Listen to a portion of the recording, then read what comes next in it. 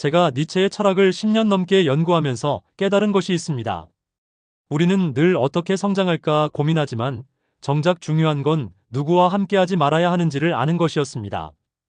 니체는 그 누구보다 인간의 본성을 날카롭게 꿰뚫어 본 철학자였고, 그가 남긴 가장 중요한 가르침 중 하나가 바로 관계의 선택이었습니다. 저는 20대 중반 한 스타트업에서 일하던 시절이 있었습니다. 당시 저는 야심차게 새로운 프로젝트를 시작했고, 함께 일할 동료들과 꿈을 공유했습니다. 하지만 그 팀에는 제 에너지를 빨아먹는 사람들이 있었습니다. 회의 때마다 부정적인 말로 분위기를 흐렸고, 누군가 좋은 아이디어를 내면 질투 섞인 비아냥으로 깎아내렸습니다. 결국 그 프로젝트는 실패했고, 저는 번아웃에 빠졌습니다. 그때 우연히 니체의 책을 읽게 되었습니다. 그의 말 한마디 한마디가 제 가슴을 후벼 팠습니다. 니체는 말했습니다. 어떤 사람과 함께 하느냐가 결국 당신이 어떤 사람이 되는가를 결정한다고요. 그 순간 깨달았습니다. 제가 실패한 이유는 제 능력이 부족해서가 아니라 독이 되는 사람들과 함께했기 때문이라는 것을요. 니체는 명확하게 말했습니다. 세상을 바꾸고 싶다면 먼저 사람을 구분할 줄 알아야 한다고요. 모든 관계가 성장으로 이어지는 건 아닙니다. 오히려 어떤 사람들은 곁에 있는 것만으로도 당신의 인생을 서서히 갉아먹습니다. 그는 그런 사람들과는 단 한순간도 섞이지 말라고 경고했습니다. 이건 차갑게 들릴 수 있지만 실은 가장 따뜻한 자기 보호의 방법입니다.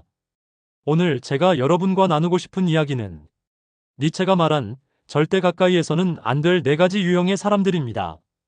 이 이야기를 듣고 나면 당신은 지금 당장 누구와 거리를 두어야 할지 알게 될 것입니다. 첫 번째는 스스로 생각하지 않는 사람입니다. 니체는 이렇게 말했습니다. 대부분의 사람은 생각하지 않는다. 그저 남의 생각을 되풀이할 뿐이라고요.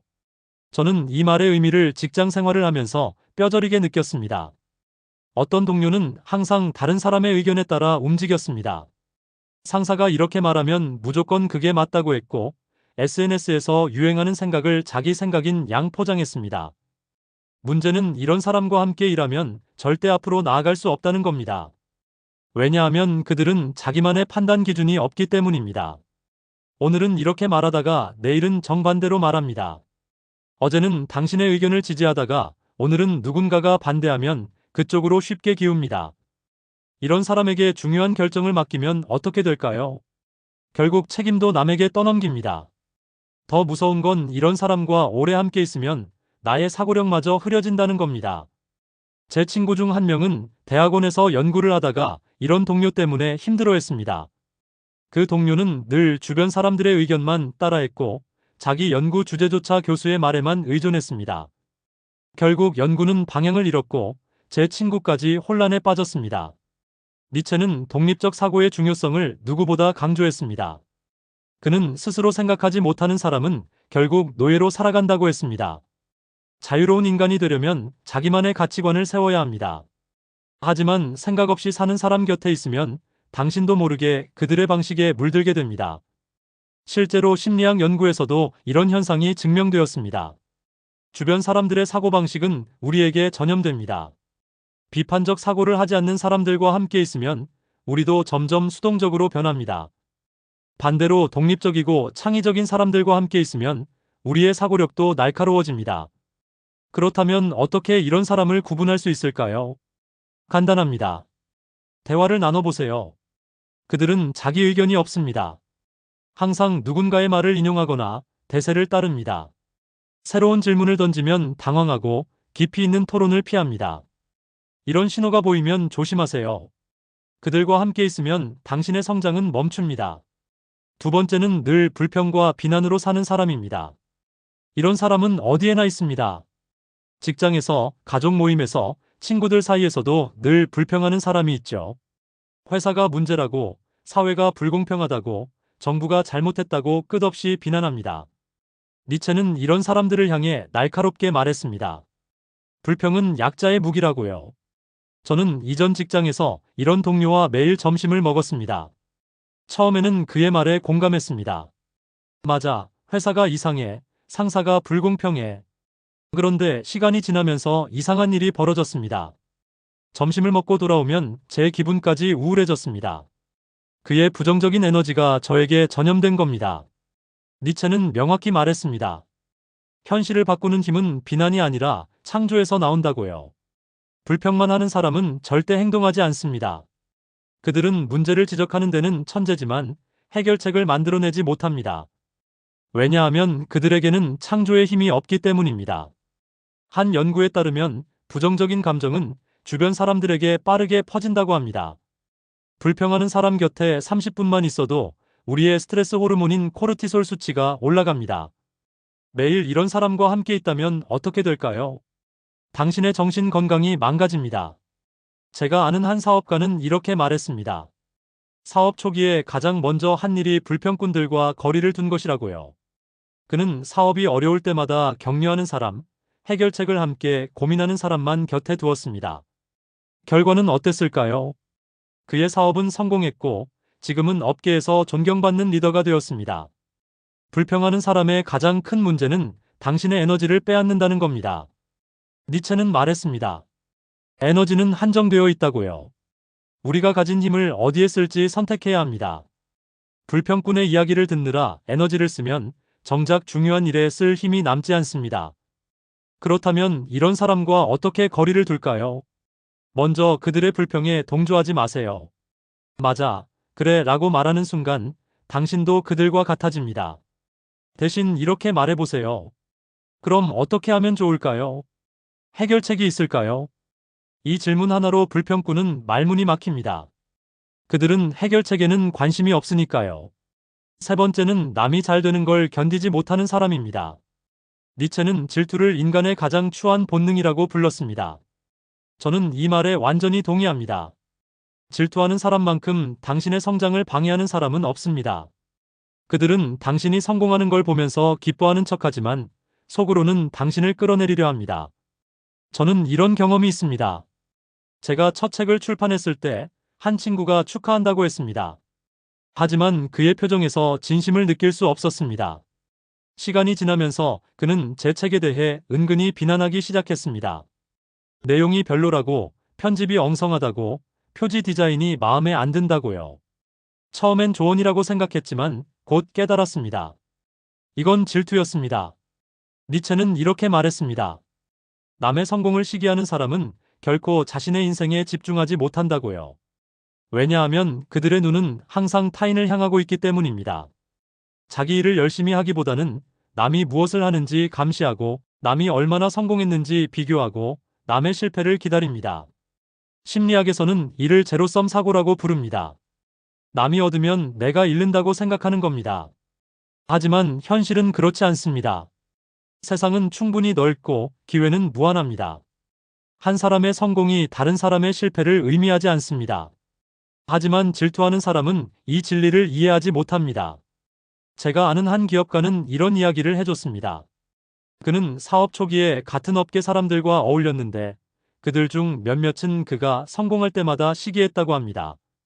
심지어 뒤에서 소문을 퍼뜨리고 거래처에 안 좋은 말을 하기도 했습니다. 그는 과감하게 그들과 관계를 끊었습니다.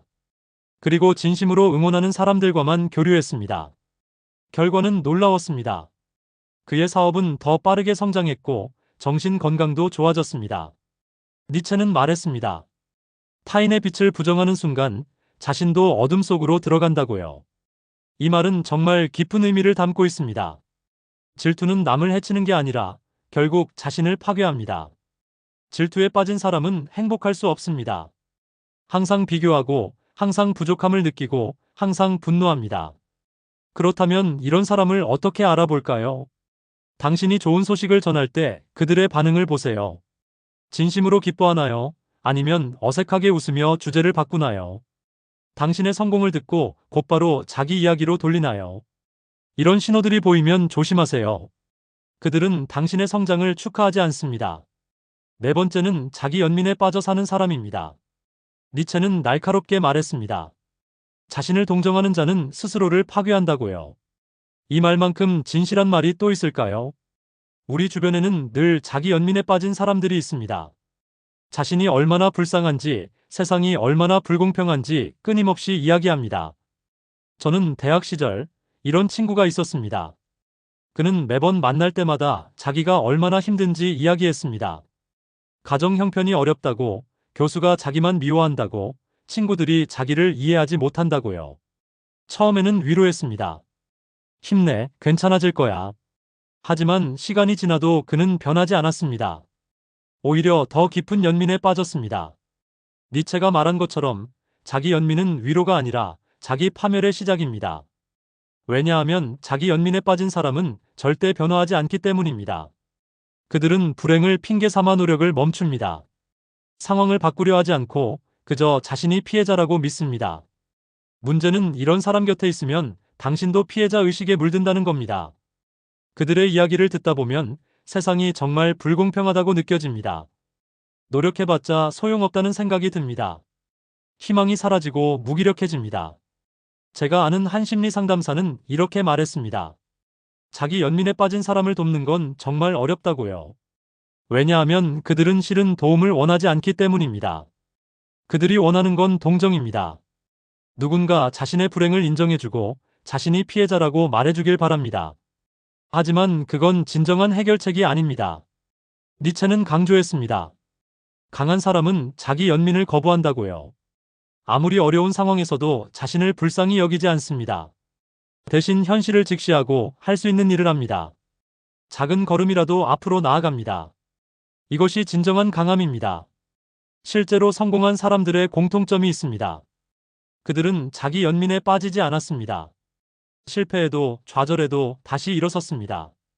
남 탓을 하지 않고 자신이 할 수 있는 일을 찾았습니다. 이런 태도가 결국 그들을 성공으로 이끌었습니다. 그렇다면 자기 연민에 빠진 사람과 어떻게 거리를 둘까요? 먼저 그들의 피해자 서사에 동조하지 마세요. 안 됐다, 힘들겠다라고 말하는 순간 그들은 더 깊이 빠집니다. 대신 이렇게 물어보세요. 그래서 어떻게 할 건데요? 무엇을 바꿀 수 있을까요? 이 질문은 그들을 행동으로 이끕니다.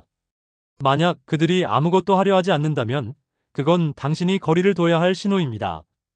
니체는 우리에게 명확한 메시지를 남겼습니다. 어떤 사람과 함께 하느냐가 결국 어떤 사람이 되는가를 결정한다고요. 이 말은 단순한 조언이 아닙니다. 이건 인생의 법칙입니다. 우리는 우리가 함께하는 사람들의 평균이 됩니다. 그들의 사고방식, 감정, 에너지가 우리에게 스며듭니다. 저는 이 진리를 뒤늦게 깨달았습니다. 제 인생이 바뀐 순간은 독이 되는 사람들과 거리를 둔 후였습니다. 처음에는 외로웠습니다. 만날 사람이 줄어들고 연락도 뜸해졌습니다. 하지만 시간이 지나면서 놀라운 일이 일어났습니다. 제 마음이 평화로워졌습니다. 에너지가 생겼습니다. 새로운 목표를 향해 나아갈 힘이 생겼습니다. 그리고 새로운 사람들을 만났습니다. 스스로 생각하고 긍정적이며 남의 성공을 축하하고 자기 인생에 책임지는 사람들이었습니다. 그들과 함께하면서 저도 변했습니다. 더 창의적으로 생각하게 되었고, 더 행동하게 되었고, 더 성장하게 되었습니다. 니체가 말한 가장 지혜로운 자기 보호는 바로 이겁니다. 나를 갉아먹는 사람과의 거리를 두는 것. 이건 이기적인 게 아닙니다. 이건 생존의 문제입니다. 당신이 성장하고 싶다면, 당신의 꿈을 이루고 싶다면, 행복해지고 싶다면, 먼저 독을 멀리해야 합니다. 물론 쉽지 않습니다. 특히 그 사람이 오래된 친구나 가족이라면 더욱 어렵습니다. 하지만 니체는 단호하게 말합니다. 당신의 인생은 당신 것이라고요.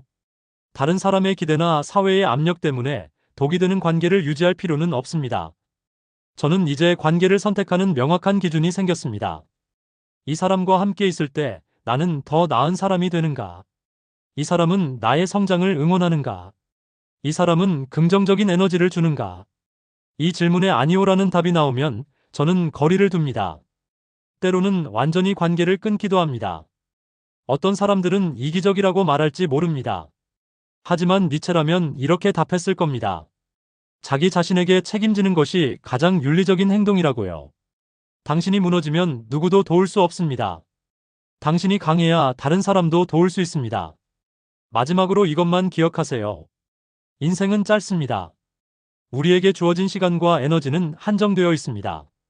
그 소중한 자원을 어디에 쓸지는 당신이 선택할 수 있습니다.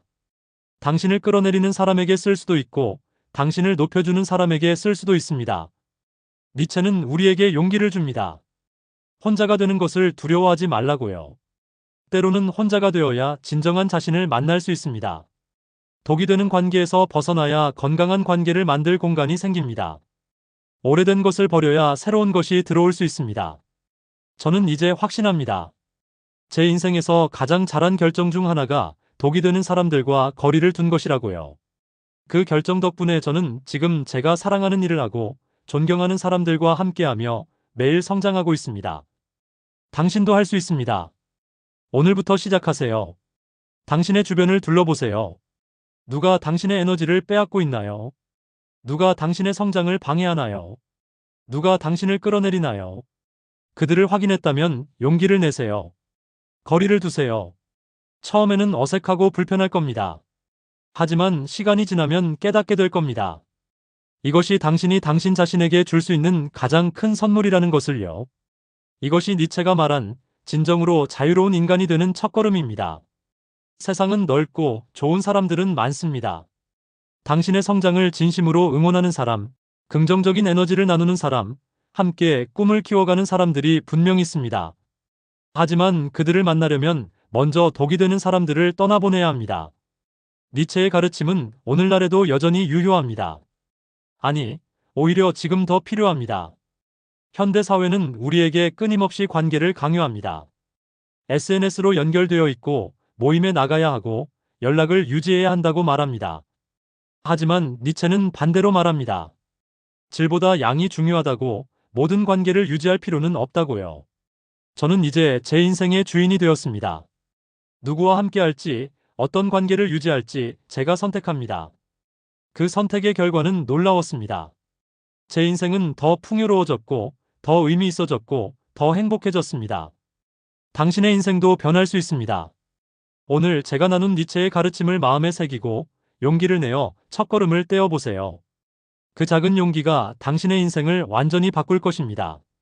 이 영상이 도움이 되셨다면 구독 버튼을 눌러주시고 좋아요도 부탁드립니다. 알림 설정까지 해주시면 제가 올리는 인생을 바꾸는 지혜들을 가장 먼저 받아보실 수 있습니다. 여러분의 성장을 진심으로 응원합니다.